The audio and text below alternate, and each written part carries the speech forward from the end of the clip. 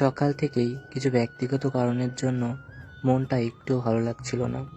তাই সকাল থেকেই একটা ভিডিও পোস্ট করতে পারিনি। আগে যখন আমাদের মন এরকম ভালো লাগতো না, তখন মা আমাদের মন ভালো করার জন্য কিছু ভালো ভালো নতুন নতুন খাবার আমাদের জন্য রান্না করে দিত। কিন্তু আজ মন খারাপ নিয়ে বসে থাকলে তো হবে না, সেই কারণে আমিও রান্নাঘরে চলে এসেছিলাম মনটাকে ভালো করার জন্য, একটা নতুন ধরনের কেক তৈরি করার জন্য। আমি তো অরিও বিস্কুট নিয়েছিলাম। দেখা যাক নতুন খাবার যেহেতু বানাবো কেমন হয়।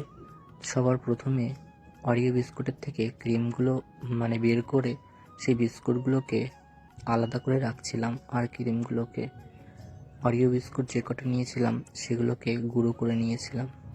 জানি না কেমন হবে, যেহেতু এটা প্রথমবার করছি, সত্যি ভয় লাগছে। মা তো আমাকে নতুন নতুন কত খাবারই না করে দিত, আমি তো তেমন পারি না, তবে আমিও চেষ্টা করি। সেই কারণে আমি বসে পড়েছিলাম। ঘরে তো অরিও বিস্কুট ছিল, আর আমি ভাইকে দিয়ে একটা ইনো আর একটা দুধের প্যাকেট আনিয়েছিলাম, যে দেখা যাক কি হয়, একটা কিছু চেষ্টা তো করি। মন খারাপ নিয়ে বসে থাকলে তো হবে না। তাই জল গরম করছিলাম, আর তার ভিতরেই একটা বাটিতে কিছু চকলেট ছিল ঘরে, সেই চকলেটগুলো গলাতে দিয়েছিলাম। জল তো গরম হয়ে গেছে, কিন্তু চকলেট গলেনি। জলটাকে ঢেলে নিয়েছিলাম। যে দুধের প্যাকেটটা ভাই এনে দিয়েছিল সেটাকে চিরে প্রথমে সেই গরম জলের মধ্যে দিয়ে এটাকে গুলিয়ে নিচ্ছিলাম। যখন আমার গোলানো সম্পূর্ণ হয়েছে, তখন আমি অরিও বিস্কুটের যে গুঁড়োটা করেছিলাম তার ভিতরে অল্প পরিমাণ দুধ দিয়ে সেটাকে গুলিয়ে নিচ্ছিলাম। বেশি জল জল করিনি। আর যে ইনোটা এনেছিলাম সেই ইনোটার কিছু অংশ এর ভিতরে ঢেলে দিলাম, বেশি দিলাম না, কারণ কেমন কি হবে জানি না। যেহেতু একটু ইউটিউব দেখেছি, সেহেতু বুঝতে পারছি না কতটা দেওয়া প্রয়োজন কিনা। চকলেটটা আবার গরম করার জন্য উনুনে চাপিয়ে দিয়েছিলাম।